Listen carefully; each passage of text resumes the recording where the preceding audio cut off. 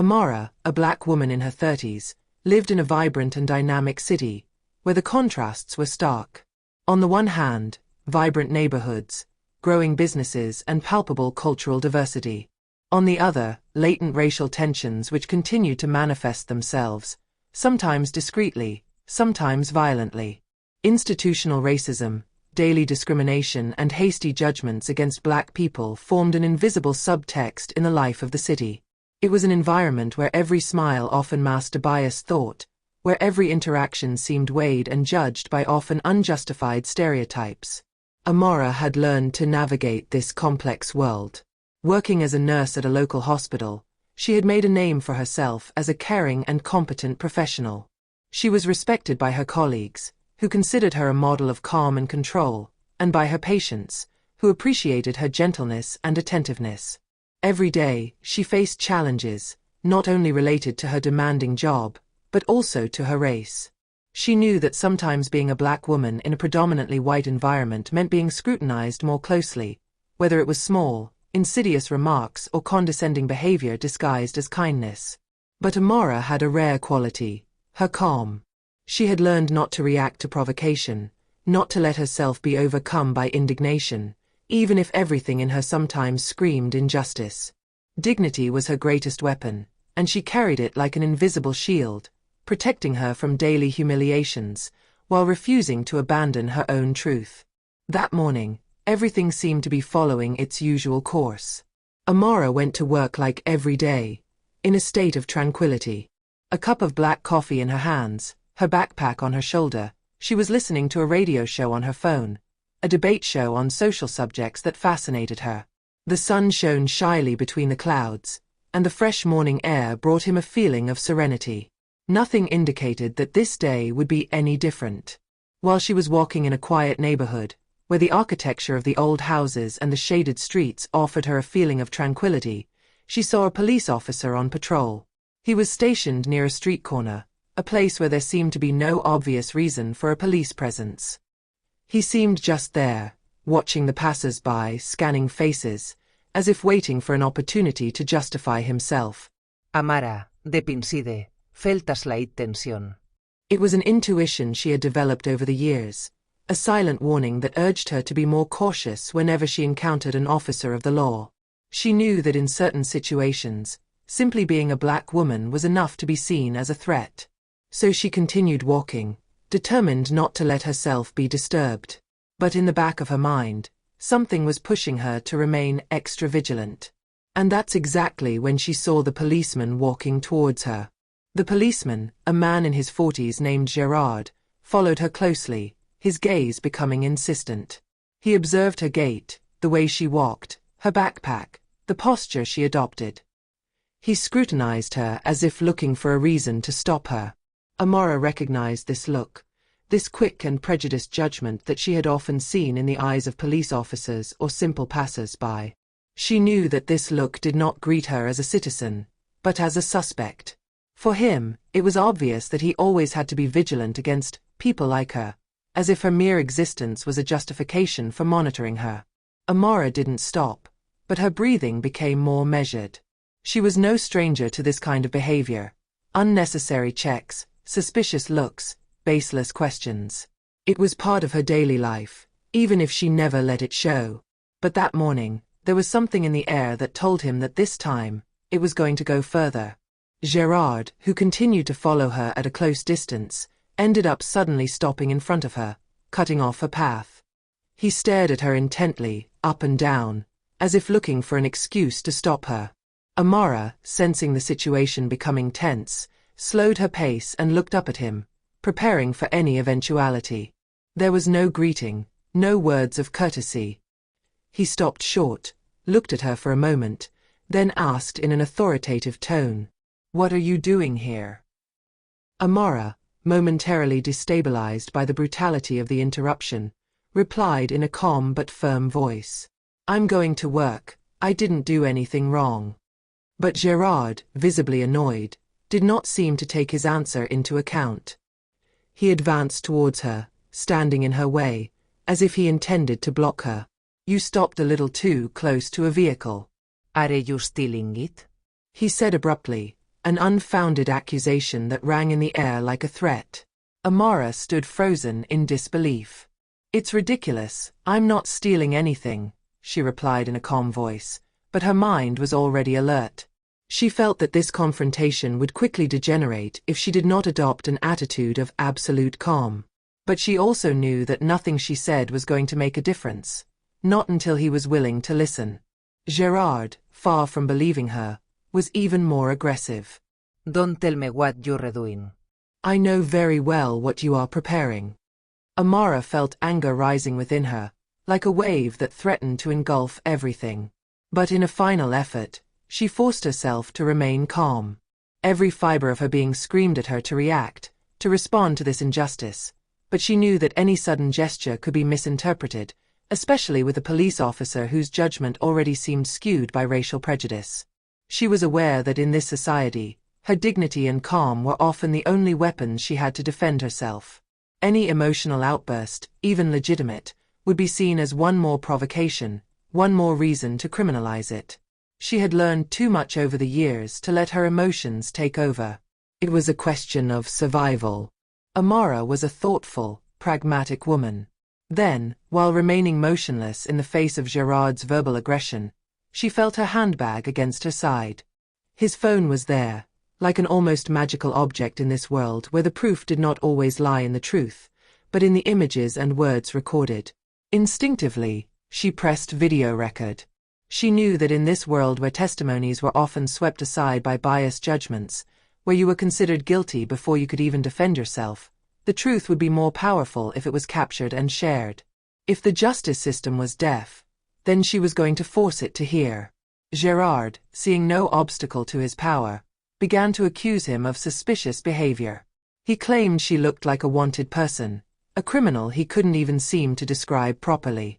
He gave no proof, no concrete facts, but his accusations were like hammer blows, falling on Amara for no good reason.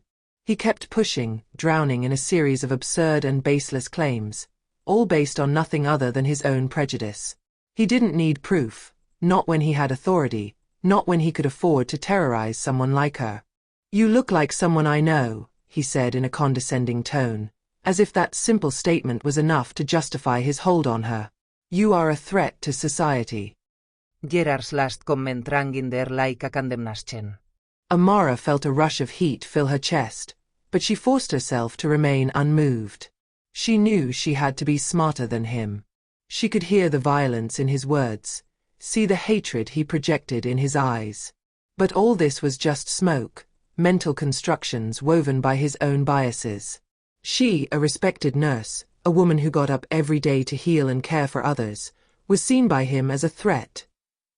It was a cruel paradox, a reality that she knew well, but which always affected her in the same way.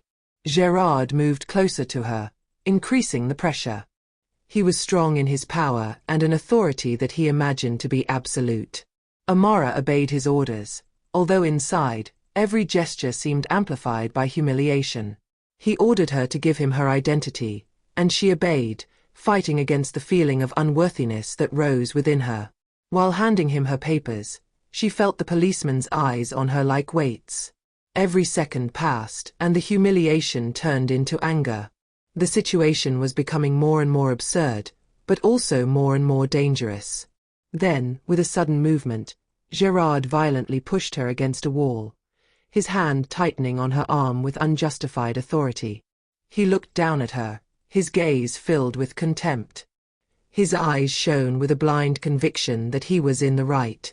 "You are a threat to society," he repeated, like an incantation, like an absolute truth that he had decided to impose on her. Amara's humiliation was palpable, her hands trembled slightly, but she didn't let anything show. She knew that any apparent weakness could turn against her. Passers-by began to stop, intrigued by the scene. Amara didn't need to look up to know that some were stealing glances, some more curious, others indifferent. But Gerard didn't seem to care. He continued to raise his voice, trying to impose his authority on her, as if he wanted to be heard by all the invisible witnesses who populated the street. "You're going to see what it's like to challenge a police officer," he shouted, his voice almost cracking in a surge of aggression. You'll see what it's like to waste my time. But, in the heat of the moment, one small detail made all the difference. Amara was not alone. She had not let herself be trapped by his provocations. While remaining calm, she discreetly continued to record the scene, capturing every word, every movement.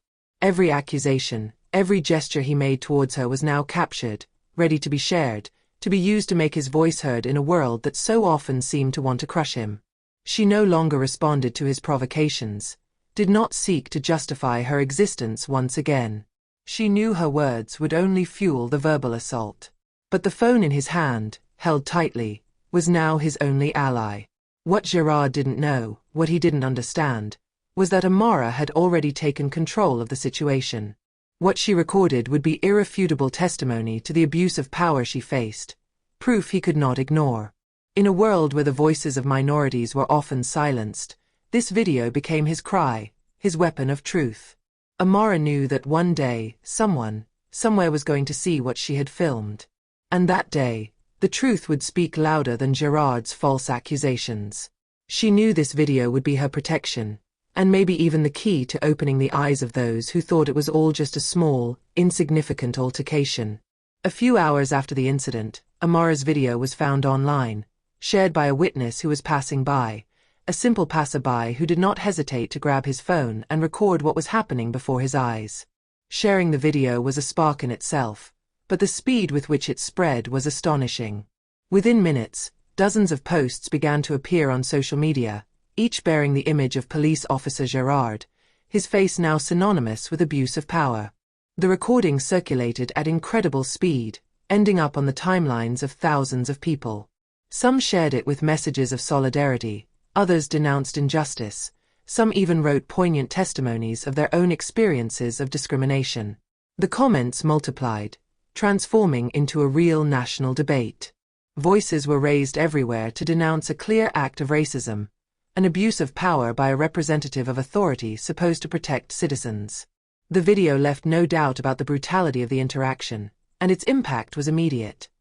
The injustice that Amara had experienced became a symbol, a collective cry against years of systematic violence and discrimination. Thousands of people, mostly from marginalized communities, rallied to her cause, demanding justice not only for Amara, but for all those who had been crushed under the weight of racial prejudice. Gerard never imagined that his actions would have such far-reaching consequences. A few hours after the video was released, he received a call from his superiors. They had seen the images. The commissioner told him that the matter would be taken very seriously and that the investigation would begin immediately.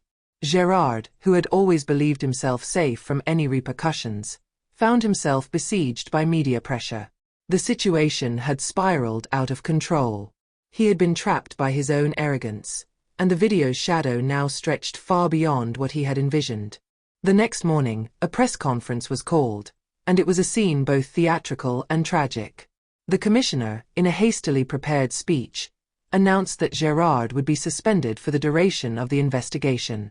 But what shocked journalists and the public even more was not just the suspension, but the immediate and massive public reaction. People weren't just talking about the video, they were talking about the systemic injustice it represented. The media, analyzing the scene, highlighted the disproportionate brutality, the arrogance, and above all the way in which Gerard had acted without regard for Amara's dignity. Gerard, besieged on all sides, was forced to appear in public to offer an apology. During his television interview, he attempted to justify his behavior, hiding behind vague arguments about public safety and the need to maintain order. But his explanations seemed hollow and unconvincing. His attitude during the incident, his look of contempt, his violent gestures, all of this could not be erased by words. The excuses he offered were contrived, as an attempt to downplay the extent of his abuse, but they carried no weight in the face of the truth of the video. The public, increasingly indignant, did not seem inclined to grant him the slightest forgiveness. For many, his apology was just a clumsy attempt to save his reputation, a desperate move after being caught in the act. Amara, for her part, remained serene, almost detached. She knew that it was not the recognition of her act that concerned her, but the need for police officers like Gerard to be held accountable for their abuses. She had acted with a deep conviction that she had done the right thing. The video she shared wasn't just a recording. It was a cry of truth, an act of resistance in a system that too often turns a blind eye. If her video could be the catalyst for change in the way police officers interact with citizens, if she could remind everyone that abuse of power should never be tolerated, then she would be proud. She had not filmed to obtain personal revenge, but to expose the truth which, too often, was suppressed.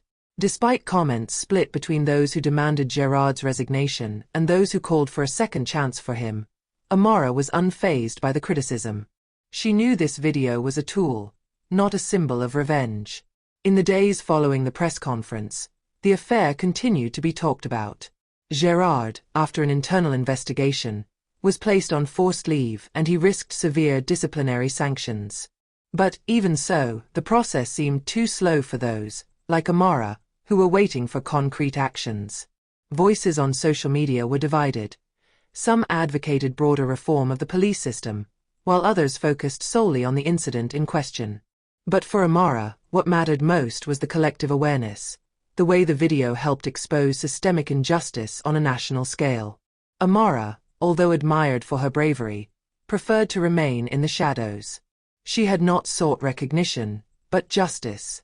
She wasn't there to be a hero, she just wanted the truth to be heard. Far from the spotlight, she continued her life, focusing on her work, her family, and her personal commitments. But in her mind, she knew that this event marked a turning point. It was not only a victory for her, but for all people who had suffered similar injustices. The video she shared, even though she did not seek attention, had become a symbol of resistance against police abuse. She had become, despite herself, the face of a movement, a voice against systemic racism. Amara had proven, in a simple but radical way, that a single person, armed with their phone and their courage, could create a movement for change. And this truth, carried by his video, would continue to resonate in people's minds long after the end of the investigation. Change was coming, and it could no longer be ignored.